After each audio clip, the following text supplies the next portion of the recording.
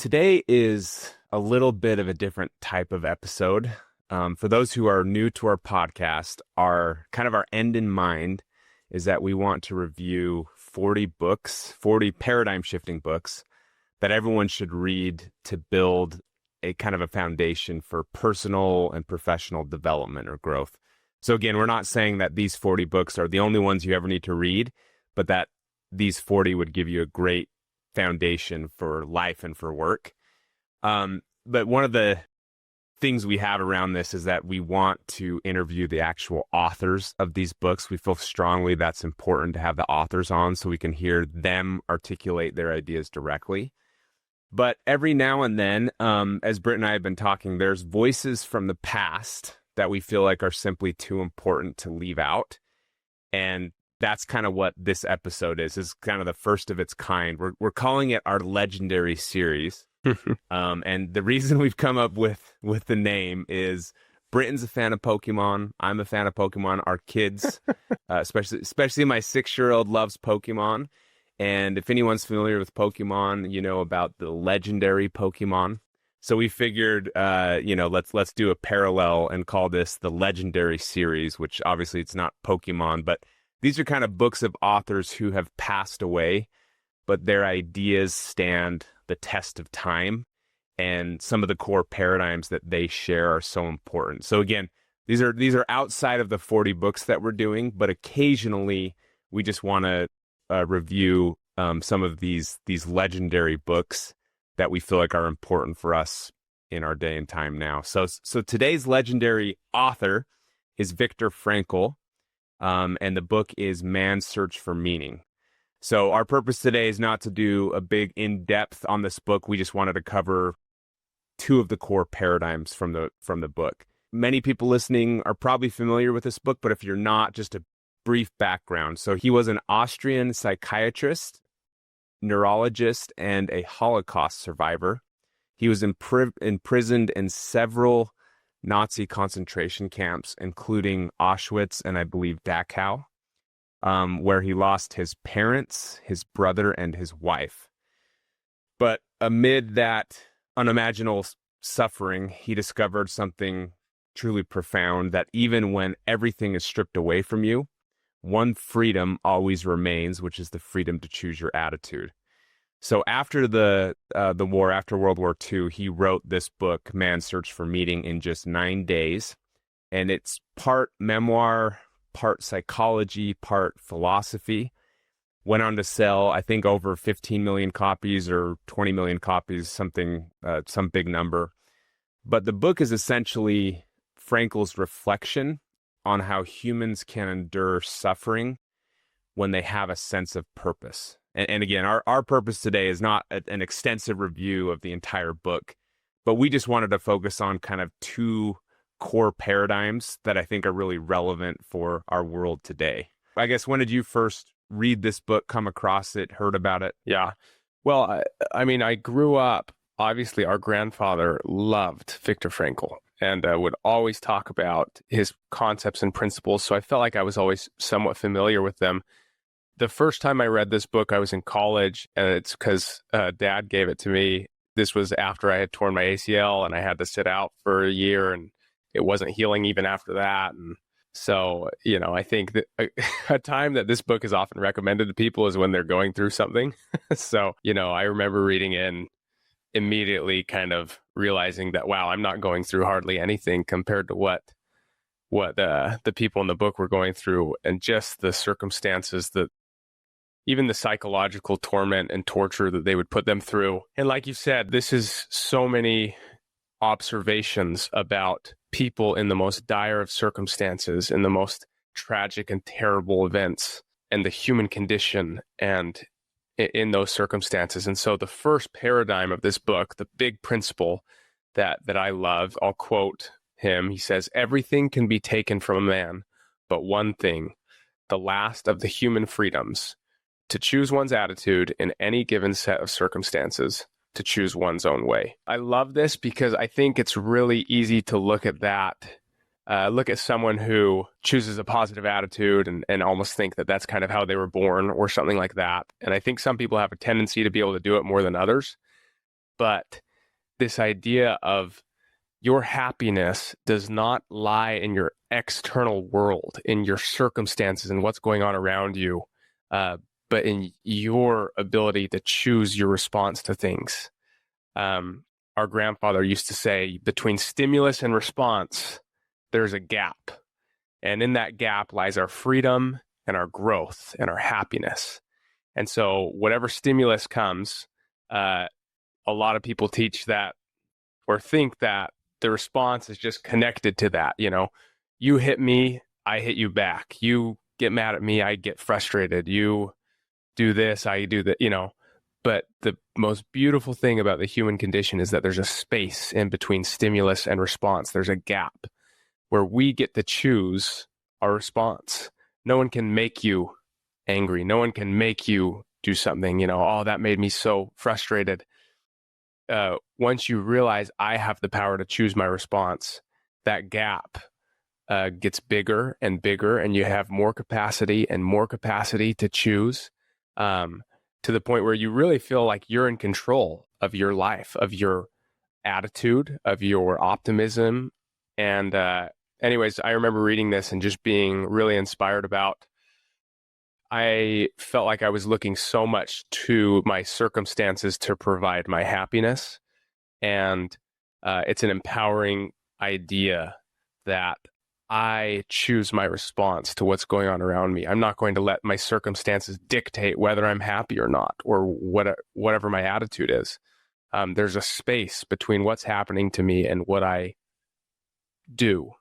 And that space gets bigger and bigger with time, the more you exercise it. The first inspiring principle, I don't know if you have anything to add to that. It's very well said, Britt. And I think what's powerful to me about this book, I reread it this past week again. And this idea that Viktor Frankl didn't just talk about this concept in theory, but really found it in like the darkest possible place. And in the book, he actually talks a little bit about like that he had a lot of these ideas and principles in his mind before he went to the camps, but that the camps kind of proved to him that no, there's truth to this. And I don't know, when you take a step back and really think about just the circumstances that people were in these camps, and this idea that they could choose their response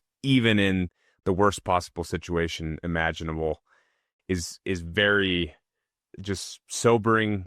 It's also empowering.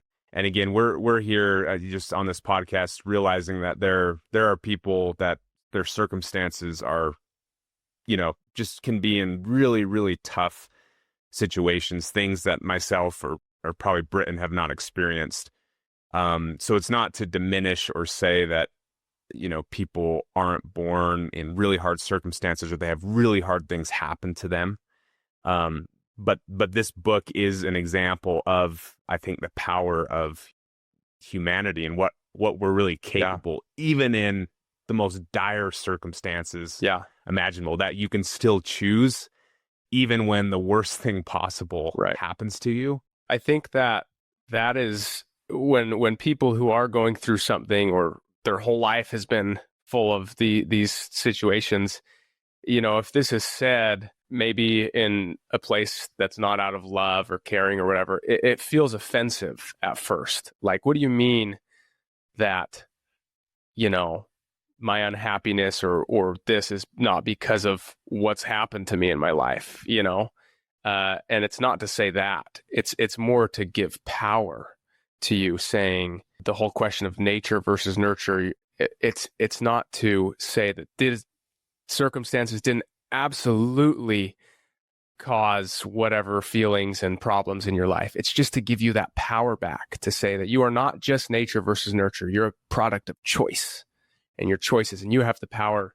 It doesn't mean it's not going to be hard.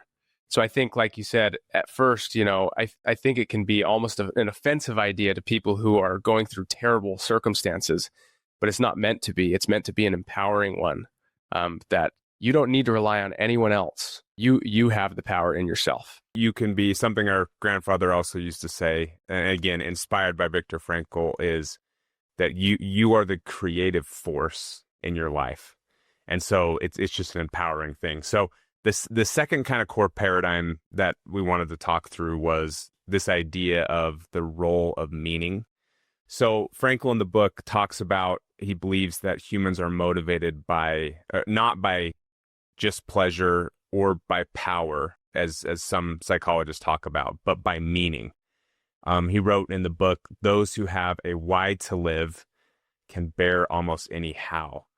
So in the concentration camps, he noticed something kind of fascinating, that survival wasn't all about strength, intelligence, or even health. He talked about the ones who made it through were often the ones who had something to live for. So a purpose or a person, or maybe it was a work that was still unfinished. So at one point, he talks pretty in depth in the book about counseling fellow prisoners who wanted to end their lives. And he said that they had lost faith in their future. And he tried to remind them that life was still expecting something from them. So whether that was a loved one waiting for them at home, or it was some kind of work left undone that they had to do. So let me actually read a quote from Viktor Frankl. He said, "A man, and I think, or woman, who becomes conscious of the responsibility he bears toward a human being who affectionately waits for him or to an unfinished work will never be able to throw away his life. He knows the why for his existence and will be able to bear almost any how." So that was kind of the turning point for some of these individuals in the camps, the moment that they rediscovered a purpose and their will to survive returned. And kind of meaning was the difference between despair and endurance in literally the worst imaginable circumstances. So I realize that this is heavy stuff. Yeah. And you read the book and it is heavy stuff, but we also felt like it's just a timely book for our world today, because there are so many people that don't feel kind of this meaning and this purpose in their life. And it really just resonated with me again as I reread this book, that this idea of there is something unique about you as an individual, and every one of us, like truly you are a unique individual. No one else is like you or has the same makeup that you do, and that there is a real purpose to your life, and it might be towards another person, or it might be a specific work that you have. And if you can somehow hold on to that and realize that you have a future, there is something in the future that you're meant to do, that can just change meaning. I'll read one more quote from Viktor Frankl. He said, "We must never forget that we may also find meaning in life, even when confronted with a hopeless situation, when facing a fate that cannot be changed. For what then matters is to bear witness to the uniquely human potential at its best, which is to transform a personal tragedy into a triumph, to turn one's predicament into a human achievement." I realize it's heavy stuff, but man, it's just so powerful when you read this book. Yeah, no, it is. I mean, I think anyone listening to this, if you think about, all right, where in my life am I experiencing the most suffering or pain, right? In what area of my life? Maybe it's at work, maybe it's at home, or whatever it is, or maybe it's just a void that you feel. He talks about the void of emptiness that some people feel. He says it can present itself as apathy or boredom or a lack of initiative, a lack of interest in things, and that is a sign that our soul is craving that meaning. So for those listening, if where are you feeling that suffering, and how can you attach meaning to it? One of the quotes from the book is, "Suffering ceases to be suffering the moment it finds meaning." And I think that if you can attach meaning to some of your suffering, it's amazing how quickly it can turn. I had an experience with this. I remember where I was going through something difficult, and I basically was given an out. I was given an out to change my environment, and go to a different situation. And it would have been, a really easy fix to this problem. And I remember when I was deciding if I should do it or not, I was feeling so much pain and suffering from my current situation. I remember thinking, what do I want to be able to tell my children in the future I did in this difficult circumstance? And that instantly gave meaning to my suffering, because I said, in the future, I want to be able to look at my children who might be going through something and say, I understand you. When I was in the middle of that, I didn't run. I faced this. And that instantly gave meaning to my suffering at the time. And that I didn't have to change my environment, but I needed to change me. And I felt like that paradigm shift from one day to the next, I was a completely different person in the circumstance that I was in. Nothing else changed except me. And so suffering ceases to be suffering the moment it finds meaning. So for anyone who's feeling this suffering or even just that void, I invite you to read this book. He has some good tips about how to find meaning if you're searching for it, in experiences, in creating something, in experiencing love and other people. But it is, like you said, Stephen, it is more than possible. It is what your soul craves, and it latches onto it quickly. So if there's anyone out there feeling hopeless, you have purpose, you are unique. And yeah, you're powerful. You get to choose. You don't have to rely on outside things. 100%. And I'll just end. I want to read one more powerful quote from the book from Viktor Frankl. He said, "Did not really matter what we expected from life, but rather what life expected from us. We needed to stop asking about the meaning of life and instead to think of ourselves as those who were being questioned by life daily and hourly. Our answer must consist not in talk and meditation, but in right action and in right conduct." So I find that so powerful, asking that question, what does life expect from me daily and hourly? And it is interesting how in kind of in strong language, he says it's not just about talking about it or meditating about it, but in action and in conduct. So again, I hope for those listening who are going through truly hard things, it's not to in any way diminish what someone has gone through or has experienced. But this book really does, I think, give hope and empowerment, like you said, Britt, that we can do something about it, even in the midst of very difficult things. That's why we wanted to share this book. So even though Viktor Frankl has passed, words are, still ring true and strong. And these are true principles that I think everyone, by reflecting on them and trying to apply them in your life, and again, trying to have these paradigms and these paradigm shifts, can truly benefit anyone listening, including, again, this was myself and Britain learn probably more than listeners going through this and really trying to think through these principles. But yeah, this, I don't know, I just want to emphasize that if you're listening to this and you feel a lack of meaning in life, I can relate to that as well.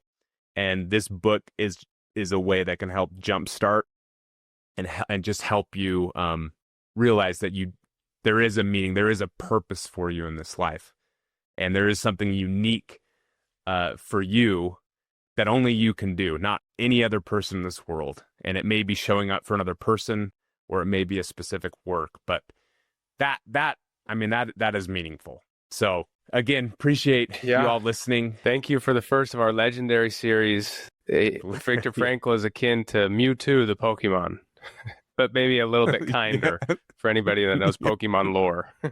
So what a great comparison. No, I'm just kidding. Awesome. Thanks everyone for listening. We'll see you back next week.